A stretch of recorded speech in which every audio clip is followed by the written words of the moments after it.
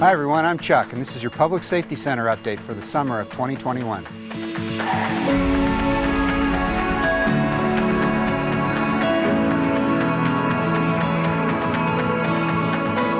In our first update, we talked about the history of the Safety Center project and how we took the 8 acres from the Montana Department of Transportation and prepared it for the Bozeman Public Safety Center construction.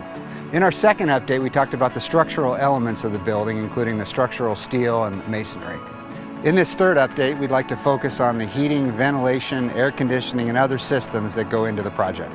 The city is using the general contractor construction manager form of project delivery for the Safety Center. We chose Langless & Associates to be the general contractor and have partnered with a number of outstanding subcontractors to make the project happen.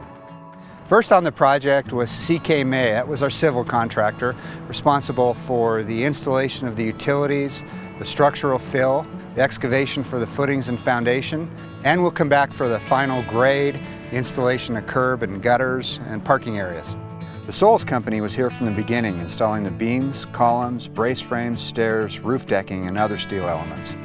Next on the scene was Easton Concrete. Easton is responsible for all the concrete on the project, including the footings and foundations, the flat work inside and outside of the building.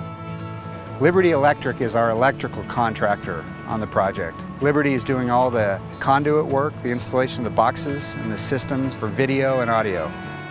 Hill Masonry is responsible for all of the structural masonry and the brick veneer on the outside of the building. Central Plumbing and Heating is our main HVAC, heating, ventilation, and air conditioning contractor that's doing all the ductwork and the installation of the systems that are going to heat and cool the Safety Center. And Paradigm Construction is a subcontractor for the steel stud walls and the sheathing around the project. The exterior of the Safety Center was designed with architectural interest and durability in mind and includes 3 kinds of bricks and different types of steel paneling. To provide for the safety of the occupants of the Public Safety Center, many of the walls have Armor Core ballistic paneling. The project includes about 6,000 square feet.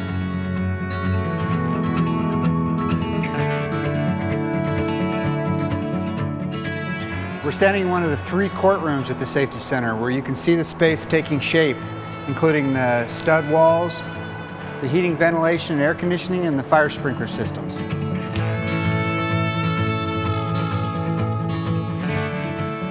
It's exciting to see the building's systems being installed, including the heat pumps, the boilers, the energy recovery systems, and the chillers. The building's high-efficiency systems were designed to recover cool in the summer and heat in the winter to recycle and reuse, reducing energy costs.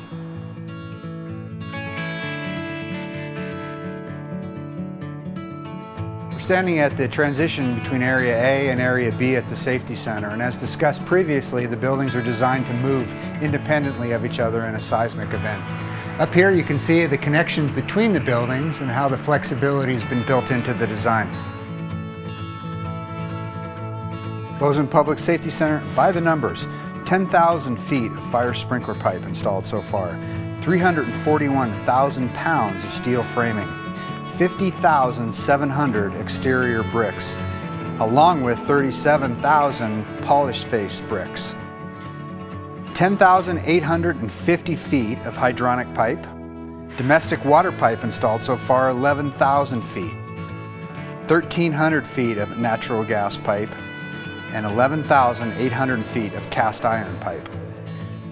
Total length of conduit for all system is 39,000 feet, and 56,300 square feet of air ducts weighing approximately 60,000 pounds have been installed at the Safety Center.